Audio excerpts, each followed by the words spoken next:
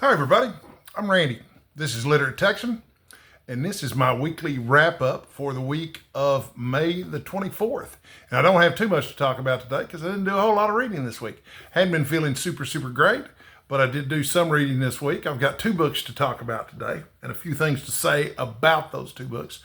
One is I'm doing a buddy read with Steve Donahue of a book called The Wolf's Hour by Robert R. McCammon. And you know, it does that every time I hold it up. It's kind of crazy. Anyway, this was published in 1989. The Wolf's Hour, this is for horror mayhem, even though it's not strictly speaking a horror novel. It's actually more of an action novel or a thriller. Set during World War II, the main character is a werewolf, but he's also this really badass secret agent. Like he's like a James Bond type. He always gets the girl. He always accomplishes his mission. There's the cover art, which I think is just lovely. That's kind of vintage 1980s paperback kind of stuff there. But I wanted to show that off for a minute.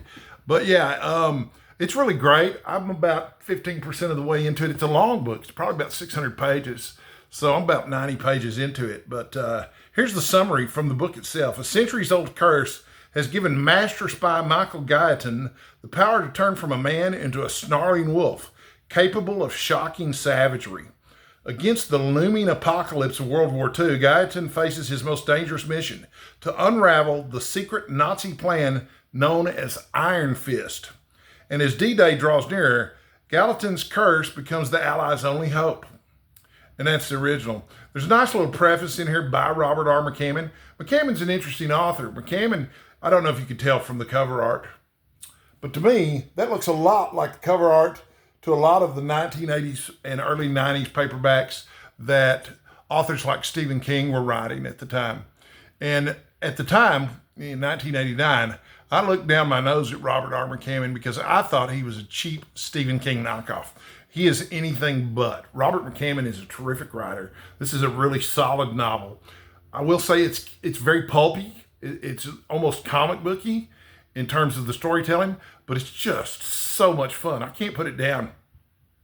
I wish that I had more energy to read this week, but I've been having some trouble with my eyes. You can see I'm squinting right now, in fact, but that's made it harder to read. I will finish this coming week, along with a bunch of other stuff I have planned for the coming week.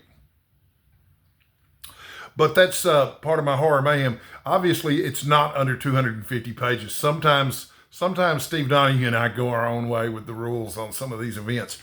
The other book that I'm reading, which is under 250 pages, is Shirley Jackson's The Haunting of Hill House. And every time I mention this to somebody, they mention that they saw it on Netflix. I have not seen it on Netflix, but I've talked to enough people to know that the Netflix series is not faithful to the book at all. And this is a book that I've read multiple times. I'm a big fan of the haunted house genre. And this was recommended by Stephen King in his book, Dance Macabre, which is a nonfiction book about horror literature in general. And the prose is just incredible. Shirley Jackson's very stylish, very literary prose writer. But it just so happens that her stuff is gothic. And the interesting thing about reading this book is how I'm reading it. I read a book just, I don't know, maybe 3 weeks ago, by C.S. Lewis, sort of by C.S. Lewis. What it was, some editors had taken excerpts from various letters and essays that C.S. Lewis had written about the reading life and combined them into one big book called The Reading Life. And in it, there's an excerpt from one letter where C.S. Lewis talks about how if he were going to read that book, he would need to make it into a hobby unto itself. And with that kind of devotion, he's going to do things like draw maps on the inside front cover, okay? He's going to do family trees on the inside front cover. He's going to write a headline on every single page. He's going to do an index of everything that he's underlined. He's going to pay really close attention to it. Now, that's the kind of deep reading that I would like to do, but it also seems like a huge commitment, especially if I'm reading a really big book. But I thought it would be fun to try reading something that closely. And since this book is so short, I thought this might be a good place to practice that kind of close reading. But yeah, this book is it's not even 200 pages. It's like 178 pages long. So I haven't finished it either, but I did want to show it off a little bit because I took the headline on every page thing real seriously. As you can see, it's in red at the top of each page. The first page of the headline is Dr. Montague investigates Hill House. That's the first page. And then page 3, Eleanor hated her mother and now hates her sister instead. So, you know, with that kind of attention, and then you can see that I've underlined certain things too, and I'll index those. But with that kind of attention to the book, I might not ever have to read it again, but if I do read it, it'll go really, really fast because I'm going to be so intimately familiar with it.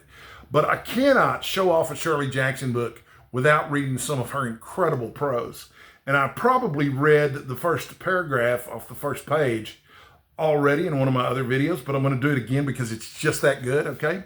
This is off page 1, and this is the very first thing in the book. No live organism can continue for long to exist sanely under conditions of absolute reality. Even larks and katydids are supposed by some to dream.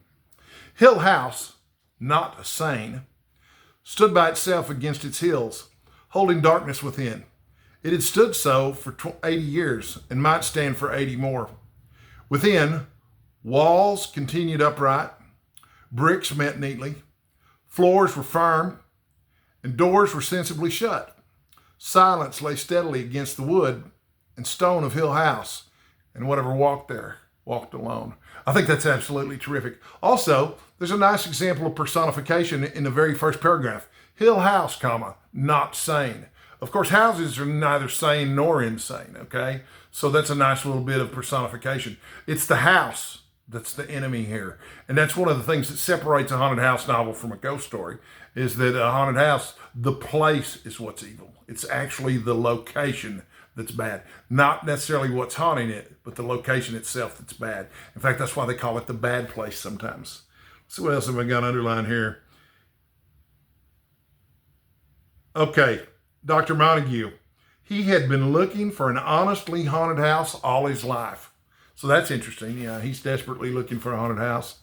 Let's see here. And so he's hiring these employees or assistants or volunteers to come spend the night at Hill House with him so that he'll have witnesses to the paranormal activity, if any, that goes on there. And I guess doubters make it less likely for something like that to occur, or for you to make some observations or whatever. So he specifically is hiring people who have a past where they have been involved in abnormal events. And it goes into details about the abnormal events with various characters. The main character in the book is Eleanor, of course. And Eleanor and her sister, for a time during their childhood, had an experience where the rocks rained down from the sky onto their house. And that was their paranormal activity. And that's something you hear about. You used to hear about it a lot more when I was a kid, you know. I don't remember when this was written. I know The Wolf's Hour was written in 1989. Haunting of Hill House, I think, was written quite a bit before that. I want to say this is something from the 40s or 50s. But anyway, it's really great, and I'm really enjoying the reread of it, even though I haven't gotten very far with it. I'm looking forward to getting further with it. I fully intend to finish both of these before the end of May. And then I've got all kinds of stuff planned for June, of course.